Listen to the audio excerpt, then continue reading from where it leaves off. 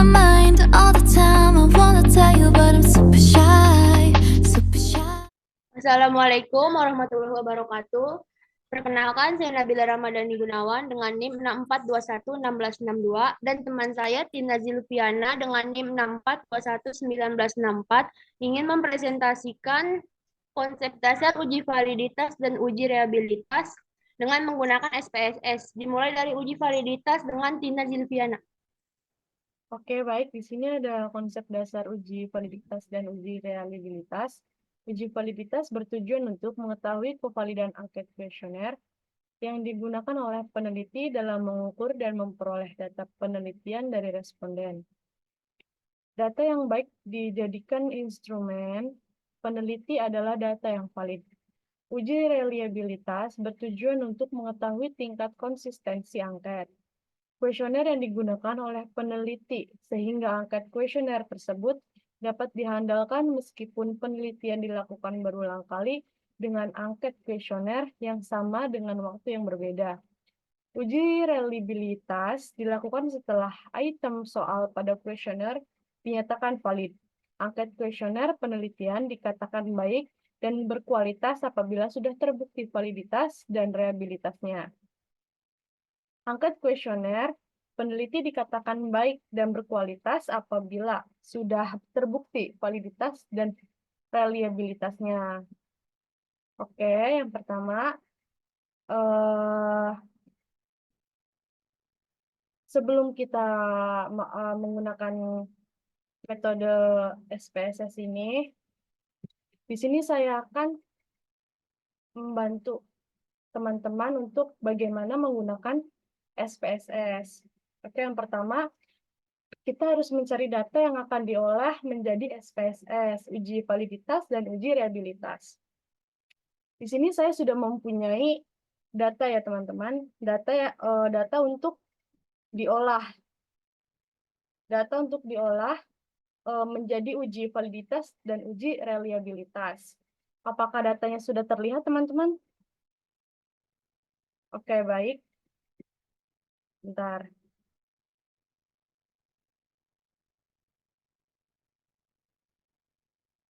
Sudah terlihat ya teman-teman? Oke, baik. Di sini ada data yang akan saya olah menjadi uji validitas dan uji reliabilitas. Oke, caranya untuk menggunakan SPSS, kita blok data semua. Kita blok dulu ya teman-teman. Kita blok.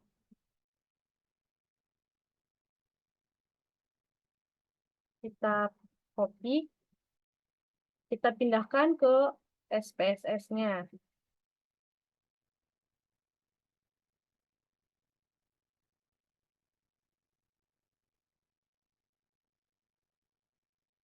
Oke, baik. Di sini sudah terlihat aplikasi SPSS-nya ya, teman-teman. Apakah sudah terlihat? Oke. Kita akan pastekan di sini, kita pindahkan ke sini. Maka jadilah seperti ini ya, teman-teman. Nih, di sini di SPSS ini ada dua, yaitu ada data view sama variable view. Yang dimana kita di sini mau memfokuskan ke variable view. Di sini kita akan merubah yang variabel 1, 2, 3, 4, 5 ini kita akan dijadikan ini X1, X2, X3, X4, dan terakhir ini total. Oke, kita rubah dulu ya teman-teman. Merubahnya kita akan ke variable view. Setelah itu kita di sini kita akan merubah yaitu X1,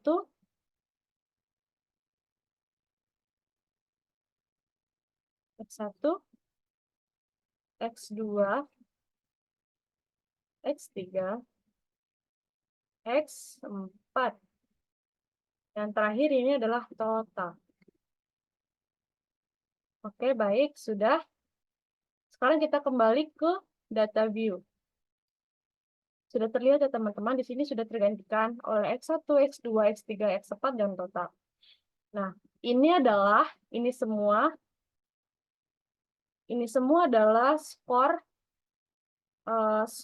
data yang sudah diambil oleh responden. Nah, yang total ini adalah jumlah, mohon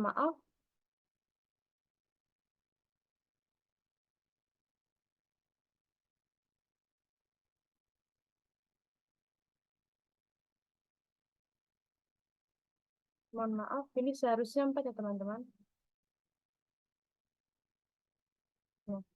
Oke, setelah itu, ini adalah jumlah dari setiap hasil responden. Ini jumlah 1 tambah 1 tambahnya hasilnya segini. Oke, baik, setelah itu X1, X2 ini bukan variabel ya teman-teman. Jadi ini dari X1 sampai X4 ini dia adalah item pertanyaan. Sekarang kita akan mengkorelasikan X1 dan total. Caranya bagaimana? Oke, yang pertama kita akan masuk ke analyze. Setelah itu ke correlate. Setelah itu ke bivariate.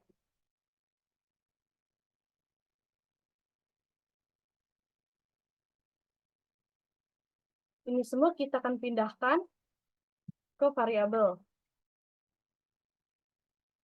Sudah pastikan ini person sama to ini flag significant correlation ini udah dicek semua ya teman-teman.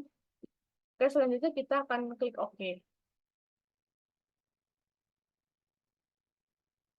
Maka akan muncul hasil output SPSS seperti ini.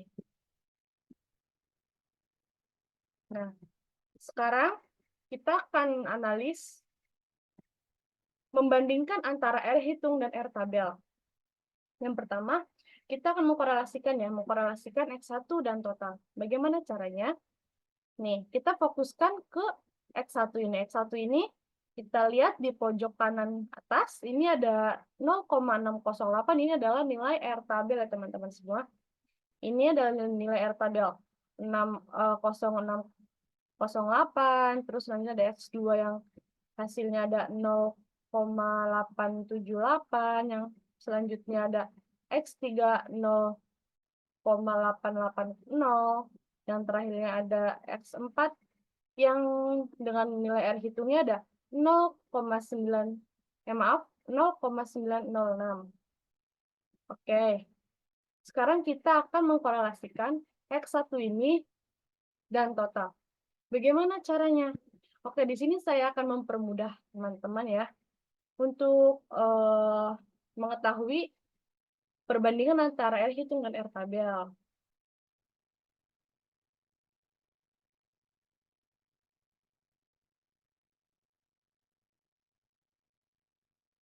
Apakah ini sudah terlihat teman-teman Excel-nya? Excel antara kita akan di sini akan membandingkan antara R hitung dan R tabel. Sudah terlihat teman-teman?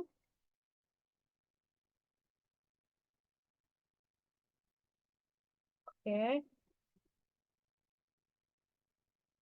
Nah, di sini kita akan jadi ini nomor item ini dia item pertanyaan ya, nomor 1, nomor 2, nomor 3, dan nomor 4. Oke, setelah itu kita akan memindahkan nilai R itu yang sudah ada. Oke, di sini ada yang dari pertanyaan nomor 1 ada 0,608. Yang nomor pertanyaan kedua ada 0,878. Selanjutnya ada 0,880. Selanjutnya ada 0,906. Oke. Di sini bagaimana cara mencari R hitungnya? Oke, baik. Saya akan mencari. Oke, baik. Di sini kita akan mencari R tabel ya teman-teman. Yang dimana kita akan mencari nilai DF ini. Nah, N ini, nilai N ini kita dari data kita ada 30. 30 ini dikurangi sama 2, jadi hasilnya 28. 28 ini kita mencari yang dua arah ya teman-teman. Jadi kita cari yang hasil ini 28, 28 ini. Ini ya teman-teman 28. Dan dimana kita mengambil yang dua arah. Dua arah. Jadi yang 0,3610. Jadi ini nilai R tabelnya teman-teman. Nih.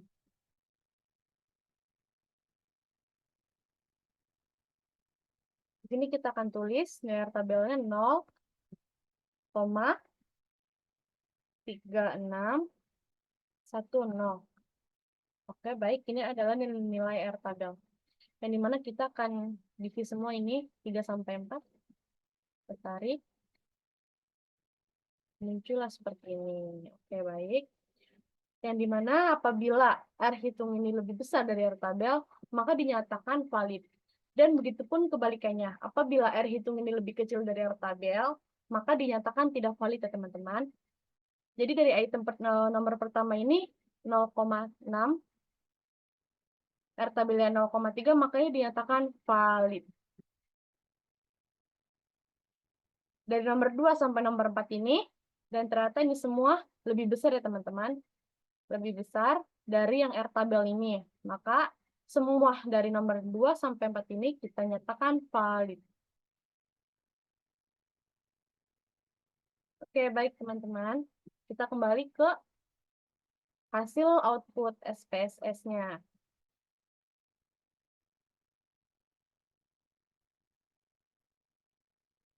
Nah, jadi di sini kita sudah tahu hasilnya ya teman-teman. Dan ternyata item pertanyaan yang kita buat ini adalah valid semua. Dari X1, X2, sampai X4 ini adalah valid semua ya teman-teman. Oke, selanjutnya akan menjelaskan bagaimana sih cara menemukan hasil uji reliabilitas ini gimana gitu. Nah, ini akan dijelaskan oleh teman saya, yaitu Kak Nabila Ramadhani Gunawan. Silakan Kak Nabila Ramadhani Gunawan. A few moments later. Iya, selanjutnya saya akan menerangkan ke uji reliabilitas ya. Ini kan udah di copy tadi sama Kak Tina. Terus kita langsung ke menu analyze. Terus kita ke Scale. Ke Scale pencet di reliable analisisnya ya, teman-teman. Sini kan ada X1, X2, X3, sama X4. Terus ada totalnya. Dari X1 sampai X4-nya di blok. Totalnya nggak usah di blok ya, guys. Terus dipindahin ke items. Lalu pencet OK.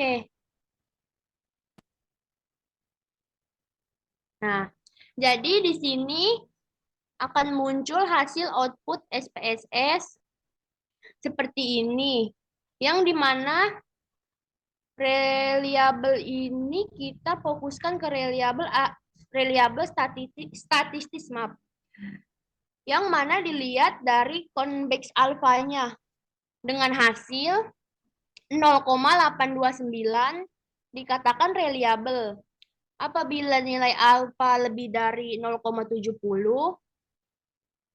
itu udah reliable dan kita menghasilkan 0,829. Udah reliable ya teman-teman.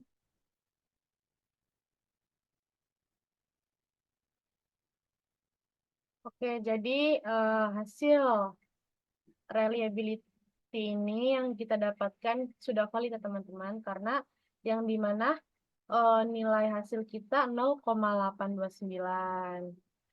Udah di atas, nggak di atas rata-rata sih, maksudnya kayak Udah valid. sudah valid dan sudah terpenuhi. Ya, gitu.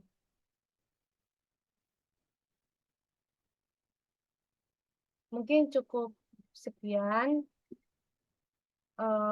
bagaimana cara menemukan Uji atau mengolah validitas. hasil SPSS uji validitas dan uji reliabilitas. Apabila ada kata atau kurang perfect gitu ya, mungkin kan semua orang nggak selalu sempurna gitu. Oke, mungkin cukup sekian. Akhiron, wassalamualaikum warahmatullahi wabarakatuh. Waalaikumsalam warahmatullahi wabarakatuh.